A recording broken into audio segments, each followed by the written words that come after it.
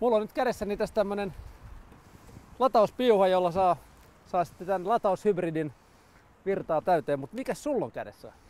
Mulla on samanmoinen, mutta tää on vähän jykevämpää tekoa, että sulla kestää tuo lataus kotona noin 5 tuntia ja mä lähestulkoon puolitan sen tällä mun paksulla kaapelilla. Selvä. Kia Optima, iso auto. Onko tässä mitään muuta erityistä kuin se, että tää on tämmönen lataushybridi? Eikö siinä jo autolle kerrakseen jo ihmeellisyyttä, että kyllä tässä on bensiinimoottori tämän sähkömoottorin lisäksi ja tällä autolla mennään 54 kilometriä pelkällä sähköllä ja sitten otetaan bensamoottori mukaan keimeihin. Ja minkälainen tää Kia Optima on nyt sitten ihan autona? Onko tää hyvä ajettava?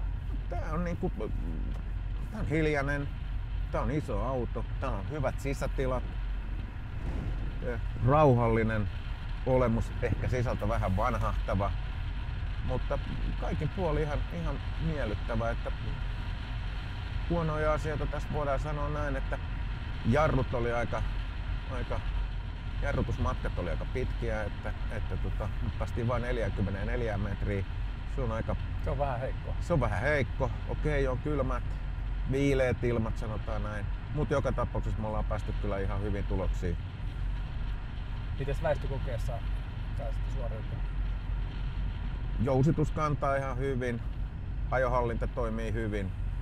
Ainoa mikä tässä on, että tämä on iso auto, niin ehkä se koko meidän omalla väestöradalla, niin se asettaa haasteita, että se on vähän iso tämä auto siihen radalla. Onko muuten niin, että nyt kun melkein kaikkiin autoihin jossain vaiheessa varmaan tulee jonkunlainen hybridielementti, mikä tässä jo on, niin sehän tulee poistamaan manuaalivaihteessa kokonaan. Nämähän on kaikki automaattisia. Näin on. Sen jälkeen enää. Hyvä huomio. Näin se on. Sen jälkeen enää tarvii autokoulussa opetella kuin tomaatilla ajamista. Niin, sekin on ihan totta. No mites nyt ihan tämmönen automiehen tuntuma sitten, niin mites kiva ajettava tää on? Tää on ihan kiva ajettava.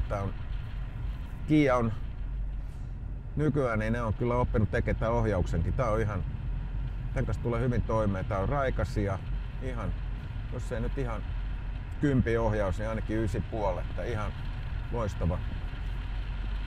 loistava ohjaus. Tää on hiljainen. Tässä on miellyttävä alusta. Edelleenkin mä sanon, että tää on rauhallinen, kiva auto. Jos tästä ihan mainiosta autosta oikein hakemalla jotain puutteita hakee, niin se täytyy sanoa, että tällaiseksi isoksi perheautoksi niin on tässä ihan törkeän pieni takakontti. Joo, se on korvattu akuilla, ja sitten on selkänojat on kiinteät, eli ne ei kaadu, eli pituutta ei saada esimerkiksi suksille tai muulle, että tää on kyllä pieni. Uuden teknologian niin myötä joutuu vähän tekemään sitä kompromisseja tässä tavaratilassa. Kyllä, että se on nyt täynnä akustoja toi tavaratilan pohja ja sitten toi selkänojan tausta. No minkälainen kokonaisarvosana tästä Kia Optimalle lähtee? Kyllä tää ihan kiitettävä peli on.